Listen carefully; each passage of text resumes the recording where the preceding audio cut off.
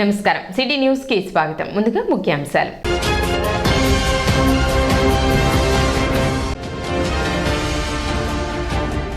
మైనర్లు వాహనాలు నడుపుతూ పట్టుబడినట్లయితే కఠిన చర్యలు ఉంటాయని హెచ్చరించిన మోటార్ వెహికల్ ఇన్స్పెక్టర్ రాఘవరావు.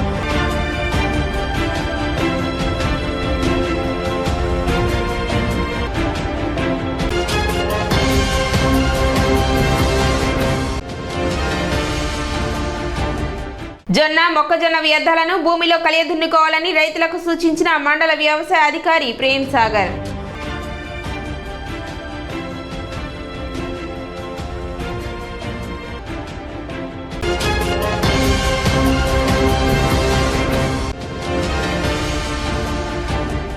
జాతీయ డెంగ్యూ దినోత్సవం సందర్భంగా పట్టణంలో అవగాహన ర్యాలీ.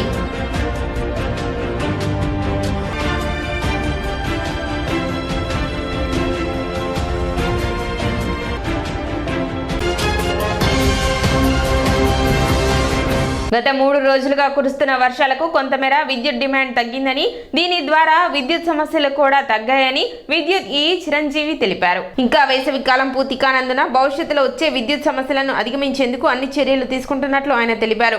గత వేసవిలో వచ్చిన సమస్యలను దృష్టిలో ఉంచుకొని డిమాండ్ కు తగ్గ సప్లై అందించేందుకు అన్ని రకాల చర్యలు చేపట్టినట్లు తెలిపారు. ఎక్కడైనా విద్యుత్ తీగలపై ప్రమాదభరితంగా చెట్ల కొమ్మలు ఉన్నట్లయితే విద్యుత్ అధికారులకు తెలియపరిచినట్లయితే వాటిని తొలగించడం జరుగుతుందన్నారు. తద్వారా విద్యుత్ ప్రమాదాలను నివారించవచ్చని ఆయన తెలిపారు. ఎండాకాలం వచ్చింది, డిమాండ్ కూడా బాగా పెరిగింది. ఈ మధ్యన గత 3-4 రోజుల నుంచి వర్షాలు కురవటం వల్ల డిమాండ్ తగ్గింది. కాబట్టి మళ్ళీ మాకు ఫీజులు పోవటం కానీ, వైర్లు కట్ అవటం కానీ ఇలాంటి ప్రాబ్లమ్స్ కొంచెం తగ్గినాయి. అయినా కానీ సమ్మర్ ఇంకా చాలా ముందుంది కాబట్టి మరలా ప్రాబ్లమ్స్ వస్తాయి. విద్యుత్ వాడకం కూడా విపరీతంగా పెరుగుద్ది. దానికి తగినట్టుగా మా డిపార్ట్మెంట్ సైడ్ నుంచి కూడా మేము అన్ని రకాల ప్రికాషన్స్ తీసుకుంటున్నాము.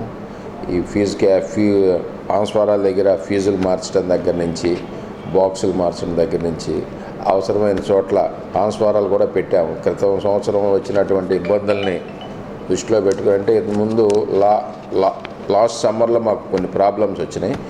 అవి ఉన్న ట్రాన్స్ఫారాలు ఓవర్లోడ్ అవటం వల్ల అలాంటి చోట కొత్త ట్రాన్స్ఫారాలు పెట్టాము, కొత్త లైన్స్ వేసాము, తర్వాత తీగలు కూడా మార్చాము కొన్ని చోట్ల. అదేవిధంగా చెట్లు పెరుగుతూ ఉన్నాయి, ట్రీ కటింగ్ కూడా ఎప్పటికప్పుడు చేస్తూ ఉన్నాము. పబ్లిక్ కూడా వాళ్ళ ఇళ్ల దగ్గరలో ఉన్నటువంటి ట్రీ కటింగ్స్ మా డిపార్ట్మెంట్ వాళ్ళు ఏదైనా కారణం వల్ల అటెండ్ కాకపోతే కనుక అవి ప్రమాదకరంగా లైన్ల మీద చెట్లు పడి ప్రమాదకరంగా ఉంటే కనుక మీరు కూడా డిపార్ట్మెంటు ఏఈ గారి ఆఫీస్ ఉంటుంది, మా స్టాఫ్ ఉంటారు, వాళ్ళకి ఇన్ఫామ్ చేస్తే కనుక కరెంట్ ఆపి ఆ చెట్టు కొమ్మలను కూడా వాటిని కూడా క్లియర్ చేస్తాక అవకాశం ఉంటుంది.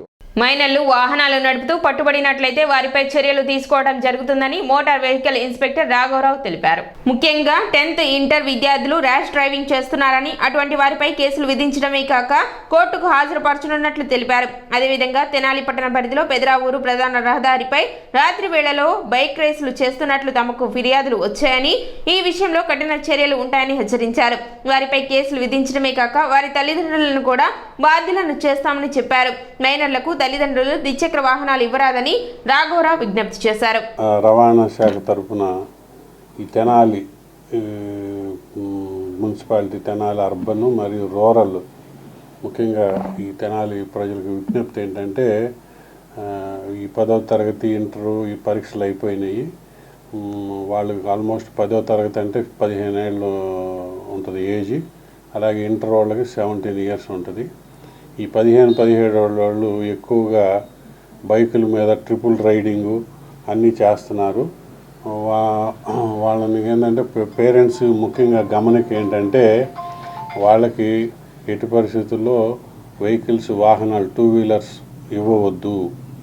ఎవరైనా కానీ మనకి అట్లా డ్రైవ్ చేస్తే వాళ్ళు ఏంటంటే ఆ ఏజ్లో వాళ్ళకి ఏం తెలియక మనకి ర్యాష్గా డ్రైవ్ చేస్తున్నారు, నెగ్లిజెన్స్గా డ్రైవ్ చేస్తున్నారు, స్నేక్ డ్రైవింగ్ అని, ఫీట్లు కొట్టడం అన్నీ చేస్తున్నారు.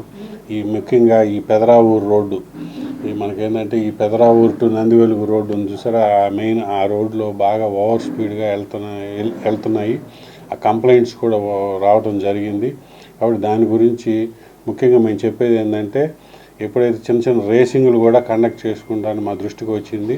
కాబట్టి అటువంటిది ఏమన్నా మనకి అండర్ ఏజ్ 18 ఏళ్ళ లోపు ఎవరన్నా 2 వీలర్ తోలుతూ పట్టుబడితే వాళ్ళని కేసు బుక్ చేయడం జరుగుతుంది. అలాగే ప్రాసిక్యూషన్ కోర్టుకు కూడా పెట్టడం జరుగుతుంది. కోర్టుకు పెట్టిన తర్వాత ఫస్ట్ లైసెన్స్ లేకుండా డ్రైవ్ చేసినందుకు 5,000, అండర్ ఏజ్ మైనర్కి వాహనాలు ఇచ్చినందుకు 5,000, మొత్తం 10,000 ఫైన్ ఉంటుంది. ఈ ఫైన్ కాకుండా మేము బండిని కోర్టుకు పెట్టడం జరుగుతుంది, ప్రాసిక్యూషన్ పెట్టడం జరుగుతుంది. ప్రాసిక్యూషన్ వెళ్ళినాక ఒకవేళ మనకు ఆ కోర్టు జడ్జిమెంట్ని బట్టి జడ్జి గారు డెసిషన్ బట్టి ఒకవేళ వాళ్ళు ఫైన్ వేయవచ్చు, ఫైన్తో పాటు శిక్ష కూడా విధించవచ్చు. అంటే మనకి పేరెంట్స్కి కూడా శిక్ష వేసే అవకాశం ఉంది. పేరెంట్స్కి స్టూడెంట్కి అంటే ఎవరైతే డ్రైవ్ చేస్తున్నారో పేరెంట్స్కి పిల్లలకి ఇద్దరికి శిక్ష విధించే అవకాశం ఉంది, లేదా ఫైన్తో వదిలే అవకాశం ఉంది. కాబట్టి మరీ పేరెంట్స్ విజ్ఞప్తి చేసేది ఏంటంటే మీరు మీ 18 ఏళ్ళలోపు పిల్లలకి వాహనాలు ఇవ్వవద్దు. సార్వత్రిక ఎన్నికల నేపథ్యంలో తెనాలి ఆర్టీసీ డిపోకు అదనపు ఆదాయం చేకూరినట్లు డిపో మేనేజర్ రాజశేఖర్ తెలిపారు. తెనాలి నుండి హైదరాబాద్, బెంగళూరు వంటి ప్రాంతాలకు సాధారణ ఛార్జీలతో అదనపు సర్వీసుల ద్వారా సుమారు 3.5 లక్షల అదనపు ఆదాయం పొందినట్లు చెప్పారు. అదేవిధంగా వేసవి సెలవుల నేపథ్యంలో ఊటీ, కొడైకెనాల్, అరకు వంటి ప్రాంతాలకు 30 మంది ప్రయాణికులు ఉంటే వారు కోరిన చోట వద్ద నుండే బస్సు సదుపాయం కల్పించనున్నట్లు రాజశేఖర్ తెలిపారు. జూన్ 10వ తేదీ విద్యార్థులకు సంబంధించి బస్ పాస్ల పంపిణీ కొరకు మేళా నిర్వహిస్తున్నట్లు ఆయన తెలిపారు. ఎలక్షన్ సందర్భంగా మన తెనాలి డిపో నుంచి హైదరాబాద్కి రోజుకి 4, 5, 6, 7 బస్సులు చొప్పున హైదరాబాద్ తెనాలి కానీ తెనాలి నుంచి హైదరాబాద్ కానీ ఏర్పాటు చేయడం అయింది. దానిలో భాగంగా ప్రయాణికులందరూ ఆర్టీసీని ఆదరించి హైదరాబాద్ నుంచి తెనాలి కానీ తెనాలి నుంచి హైదరాబాద్ కానీ అన్ని బస్సులు ఫుల్ అవటం మూలాన తెనాలి డిపోకి సుమారుగా 3.5 లక్షల రూపాయల ఆదాయం రావటం జరిగింది. అదేవిధంగా ఏరే లోకల్ ట్రాఫిక్ కూడా విపరీతంగా ఉండటం మూలన మన డిపో ఆక్యుపెన్సీ రేషియో 85గా ఉండటం జరిగింది.